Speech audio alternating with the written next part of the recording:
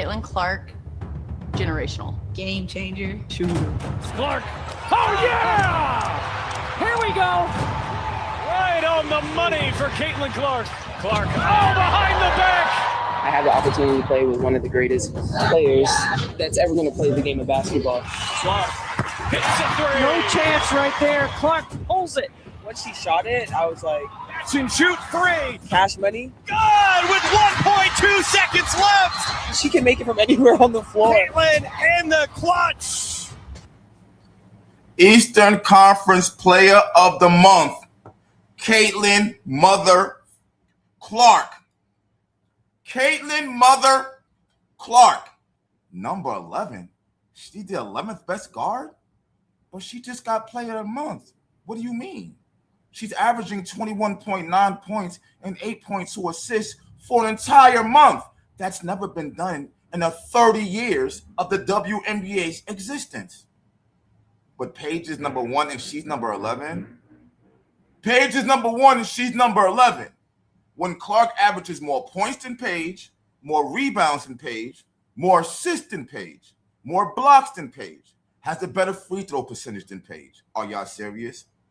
We got to talk about this. Shout out to everybody out there. Welcome to Angry Fan Sports. Subscribe to the channel, like the content. I'm laughing. So while these catty ass, petty ass females in the WNBA tried to sabotage Clark and try to say she's the 11th best guard, the WNBA turns around and gives her the Eastern Conference Player of the Month. Don't y'all feel stupid? Do y'all like feeling stupid? Y'all do realize y'all can't do what she do, right? That's why we like watching her. This is why we like watching her. While y'all are worried about her being white, we're entertained by what the hell we watching with this girl. And it's been like that since college. Shout out to Caitlin Clark, man. You deserve it. We see what's going on out here. I'm riding for Clark. I don't care. I don't respect the racism. I don't respect them beating her up. I don't respect them trying to downplay her. Are you crazy? Are y'all crazy out there? I'm just saying, man. Shout out to Caitlin Clark. This is well deserved. You earned this, man.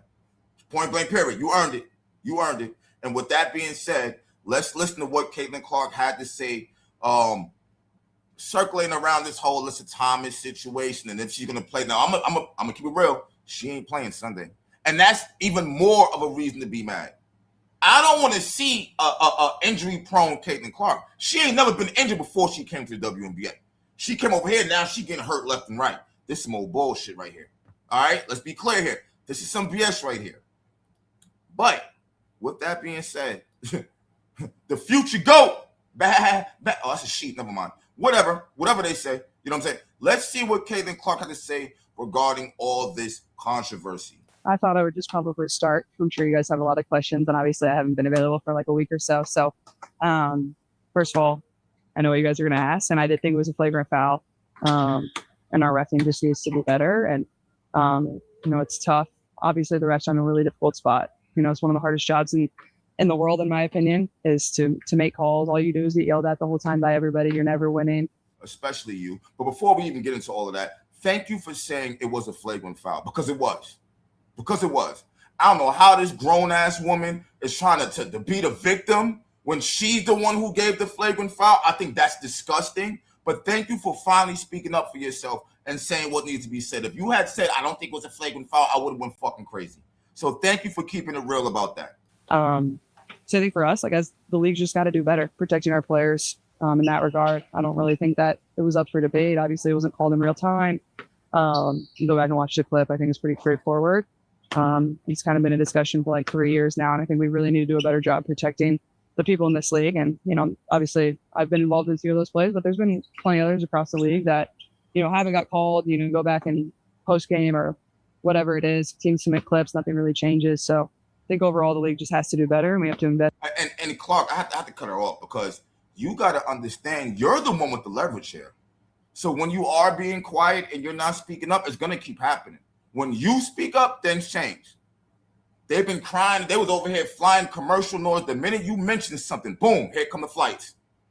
You are the voice here. You can't keep stepping back. I get it. You got a brand to protect. I totally respect and understand that. But there's certain things you do got to speak about here. if you want this to be the league that you're going to thrive in. It just is what it is because they trying to take you out. In those areas, the technology can get better. We can treat the referees a little bit better. Look in the mirror, Clark, because you're the main one. Pay them like they're full-time employees. I think things like that. And, I think a lot has obviously come after that. And as I've stood up here and said before, like the harassment, the hate, none of that is okay. That goes for the opposing team we play. That goes for my teammates. That goes for my coaches. There should never be question of character. Like I've always stood up here and said that, and that's truly what I believe. That's how I was raised. So, none of that is okay. And I don't. With that being said, can y'all please stop asking her to address racism? Like other fans aren't racist. Like she's some kind of fucking ambassador for racism or something like that. Can y'all please stop now? Want anybody to ever experience that.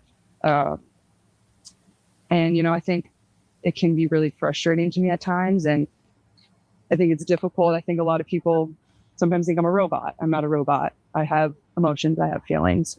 And it can be really difficult to go through a lot of that. And, I'm 24 years old trying to navigate a lot. And I think at times I've been in this world 4 years now, and you would never change any of it. But there are times that it is hard, and there are times that, it probably affects me a little bit more than I do put on. And, I would never change any of that for the world. But I think it's important that people do remember that part of it too. So, at the same time, it's really interesting to me because, even I turned the TV on Sunday and that game was on Wednesday, and that's all people are still talking about. And I feel like that's just a real disservice to our league. Like and I get it. You talk about it. You talk about whether it's flagrant, you talk about whatever it is, but to continue to beat down, and then for the narrative to be taken other places that is really just that's just really not acceptable. I think it's hard to see, and it's a disservice to my team, but it's also a disservice to the other teams in this league and other players in this league. See, I gotta stop you here, Clark, because you want us to be all fucking giddy and happy when they beating you the fuck up. That's not gonna happen. Like, that's not gonna happen. Stop worrying about the other leagues. The other teams and other players, because they're the ones doing this to you.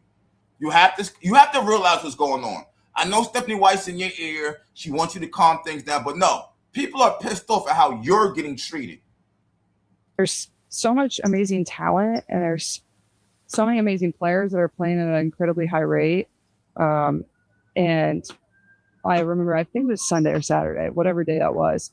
I remember watching them discuss it on TV, and I didn't know they were discuss it. I was just watching the other games because I try to watch as much as I can. And I just honestly felt bad for the players that were playing the games those days. And also I felt bad for my teammates. They played on Friday and they dominated and they played really well, and nobody wanted to talk about that. They were just worried about everything else. So, Clark, you're not getting this. You're starting to irritate me a little bit now. We're not worried about that. We're not worried about that. You see, you say you show love to everybody. You got everybody millions of dollars. You've been trying to get people. They don't give a fuck about you. That's the problem here. You care about them, but they don't care about you. You got to understand, at some point in time, you got to care about yourself. You got to care about yourself. We don't give a damn about all this other shit you're talking about right now. We want to make sure you're safe and you can play basketball. That's really what it is. And there had been, I think 10 plus other games that had already happened to that point. So, I think it's all of our jobs to help refocus the narratives a lot of the times, and we can do better at that. And I think it'll help our game grow a lot more. And that goes for obviously the future and whatever. But at the same time, you guys are here in this arena every time we play, and the amount of people that are passionate and love the game and respect the other team, and the young girls and the young boys that show up, we can't lose sight of that. And that's whether we're here at home and whether we're on the road. And, there's a lot of really, really great people. All right, come on, Caitlin Clark. You're starting to kill me now, bro. All right, number one, you have a racist gay coach who doesn't like you. Let's just kill you real. That's number one. You worry about these other teams that's playing. I done seen Kiki Arifin and Brittany Sykes slam Sophie to the ground last season in the same game. Totally violation. We're watching you get guarded. They're damn near inside of your jersey. No. Alyssa Thomas hit through an elbow at your face. You're out. You're not even playing next game because you're hurt. No, we're not doing that. We're not doing that. This ain't no kumbaya shit. They already showing us 3 seasons straight now they don't rock with you. No, your fans have the right to get pissed off. They got the right. I know you want to be, you want to uplift this league. Fuck this league. We waiting on you to make a new league. For real, for real. This league is done. They're cooked. We're watching because of you. Stop telling us about these other teams out here that's playing. Come on now. People that, love this league and love our organization and, Now, we don't fuck with the Fever. They don't even think it's your team. They're trying to openly give the ball to Kelsey. You see she don't pass you the ball, right? Right? You see she's a ball hog, right? Come on, Clark, stop playing, man. I'm thankful to be here in an organization that has my back and will always stand up for me. Gotcha. Oh, my God, Clark. For me. And, I think we can't ever lose sight of that. Like, the joy and the fire and the fun, like, that's why you play this game. And they don't even want you to have fun. You barely even got a fire. You barely even shoot logo threes anymore. What do you mean? You're coming up the game 5 minutes into the first quarter. There's nothing fun about watching this. It was fun 2 years ago when you had the keys. It's really not fun now. Now it's kind of irritating. Like, come on now. Oh, God, Clark. I think it kind of goes back to a little bit of my frustration. Like, I remember seeing a headline as like, and I don't remember who wrote this. And I try to stay away from social media as much as I can, but sometimes. So glad you said that, because you got Alyssa Thomas, who's twice your age, out here crying about social media. I'm glad you're smart enough to know, let me get the fuck away from social media and locking on the games. These grown-ass women don't even understand it. I'm going to tell you right now what's going to happen. They're going to keep saying, the Indiana Fever fans are racist. We know this now, right? This is going to be an ongoing narrative. It's going to be an ongoing thing. Trust and believe that. It's going to be hard. Like, I need to be aware of certain things. Obviously, my team makes me aware of certain things. And it was like, the headline read like, this season has been everything but fun. And they're just full of frustration for Clark and the Fever. And I'm like, no one ever asked me that. Nobody ever asked me that. Like, that's wrong. Like, they're like, discuss my play. Discuss if I played bad. Discuss if I played good. Like, discuss our play. And no. And I tend to understand those other things that need to be talked about. Yeah, like, what are you talking about right now, Clark? What are you talking about right now? This is the reason why they're treating you the way they're treating you, yo. You started this off good, saying I think was a flagrant foul. I don't know what you're doing no more. Great, whatever. But let's continue to move on and, things like that. And, but I think just focusing on the joy and the amazing parts of this game, like I said, I think it's sometimes a disservice to not only our team, but to everybody else. And okay, but they're doing it to everybody else too.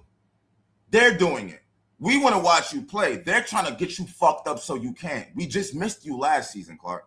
I don't think you're really grasping what's going on here. I think you're too busy listening to Stephanie White, who don't even like you, and everybody else. So now that they didn't gaslit you, you don't even see what's going on here, I feel like, bro. Let's get back to a lot more smiling and positivity. I think our world could use a lot of that. And then get your coach fired. Then get your coach fired. You want to stop talking on? Get your coach fired then. Let's get back to having fun. We can't have it with Bethany White. We can't have it. And then moving on, I know everybody's going to ask about my health. I will be out Sunday, but I'm feeling a lot better, excited to get back into practice today. And then feeling really, really positive about getting back into one of the games at the back-to-back. Obviously, difficult coming back in a back-to-back, so we'll have to be cautious of that. But I feel a lot better. And like I said, excited to get back into practice. And this week has been very helpful for my overall health. So, well, we about to lose to the Aces. Other than that, if you guys have any questions, I know I kind of just ranted for a while, but. Well, you said it was hard or challenging for you to see the way. All right, I can't even hear no more of this. I don't understand why the audio was so trash over here. Let me see, son. People talk about it. What specifically would you say is difficult for you in that way? Is it people speaking for you, like you said with that headline? What about this is terrible, man. I think people just using my names in ways that are just inappropriate. And a lot of people, you don't know me. You don't know who I am. And I think at times, like, whether you're me, whether you're LeBron, whether you're the coach of the Notre Dame Fighting Irish, whether you're the coach of the New York Giants, like, there's going to be things that happen that aren't a reflection of you. That doesn't make that okay. I think that's the frustrating part. I think the frustrating part is it seems like everyone wants a click. And that's no. See, I gotta stop right there. I gotta see you not getting it. You not get this ain't about people using your name. That's what Stephanie White said. That's what Stephanie White said. You listening to Stephanie White. This happens to everybody. It's not just you. Angel fans do this. Asia Wilson, your teammate getting killed right now by South Carolina fans. It's not just you that this is happening to. It's not. People are pissed off by how you're being treated. It ain't people trying to get clicks and shit like that. No. People are actually being honest here. Now, it might be a headache for you. Stephanie White might be complaining. Indiana might be complaining. But people aren't just using your name for clicks, I feel like. We're seeing what the fuck is going on. You know why? Because all your games are on TV. That's why. It's really disappointing. I get it. You have a job to do. I get that. I get, but at the same time, like, that's all you're going to talk about. Like, it's frustrating. Again, talk about it if it was a flagrant or not. But everything that came after that is that's not the fans' fault. No, that's Alyssa Thomas' fault. That's not the fans' fault. Alyssa Thomas went and played victim and said, "Oh man, I'm getting death threats, and they're gonna leak." No, with no proof. No one showed them, not a lick of proof. I don't see how hard it is to screenshot this shit you getting, and show people. She ain't do that yet. You're letting them play with your brand because you're so positive. That's what's going on right now. You just don't realize it. Confusing to me, and it's not acceptable. And we get it. You not here for racism. You done said it so many times. I don't even know why you're speaking on it again. And I didn't even think it should be up for debate if it was a flagrant or not. So there's that too. But like I said, it frustrates me that it takes away so much from the product that's being put on the floor. And we've done so much to grow the game over the course of the last 3 years. And it's just like we keep kicking ourselves when we're down. And that's stinks. Clark, oh my God, you're killing me. Clark, you uplifted the game. The WNBA is the one that's kicking this down. Don't you get that? It's not the fans. Don't listen to Stephanie White. It ain't the fans. It's the players. You went and played in FIBA. They got so mad you got recognition, they didn't even want to pass you the fucking ball the next game. Hello? See, you want to uplift the players, but at the same time, the players are the ones who's being assholes to you. The fans are the ones who's calling it out. Like, you're not getting it. I feel like you're leaning more towards it's the fans now. No, it's not. Like, what are you talking about? It's like we've done so much work. This is the 30th year of the WNBA. So what? You brought more fans to the WNBA than fans that's already been here for 30 years. Come on, bro. I get it. You want to belong, this ain't that kumbaya shit, yo. All right? Unless you about to turn gay or throw a whole bunch of black paint on you, they're not going to accept you, bro. All this positive shit you doing don't mean nothing. You just made people millionaires, and they still don't like you. So you can stop all this. We're in a great spot. The talent level is as high as it's ever been. Viewership is as high as it's ever been. Every arena selling out. That's not just for us. That's for teams across the league. And we can't, just beat on each other and put each other down. And, we just have to continue to find ways to uplift. And then everybody just get better at the same time. Like I said, my points about the refs and the league overall, like we have to improve. Like league office, you got to do better. See, for real, you should have said this before. You should have said all of this before. This is our third season. You're not even playing on Sunday. You didn't even play last game. Like it's not gonna work like this. It's not. You come up here saying it's not gonna change anything. They don't like you, yo. Find ways to do better. And it sucks. But they don't like you. And that's just reality. And that doesn't go for just me and the FIBA. That goes for everybody in the league. You mentioned that it's been a topic of conversation over the past 3 years. Yeah. Officiating. Do you feel like it's improved? If that has. All right, I can't do this no more, man. This audio sounds terrible, man. Like I don't know what's wrong with them. They be over here in the gym, on a bunch of basketballs bouncing around. They over here trying to do interviews. Now they got messed up microphones. I don't know, man. Clark, all I know is this: we ride for you. We just want to see you be able to play your game. Nothing more, nothing less. Don't get this airhead Stephanie White. Don't let her gaslight you into thinking the fans is the problem. No, it's not. It's not the fans whatsoever. It's the WNBA. You came here to play basketball. They beat you the fuck up the whole rookie year, and you still shook shit up. period. Second year, they threw Stephanie White at you. She had an agenda to slow you down, and we knew it from the door the minute she started talking about you playing all ball and all this other crazy ass shit. Now she wants Leah Boston playing point guard. Now you're stuck in the corner not doing nothing. We can visibly see you're agitated as fuck. Then you get hurt. Now it's this season. She's doing it all over again. She's trying to give the ball to Kelsey over you. We see all this, and we're not going to stop talking about it. I'm going to be real with you. I'm not.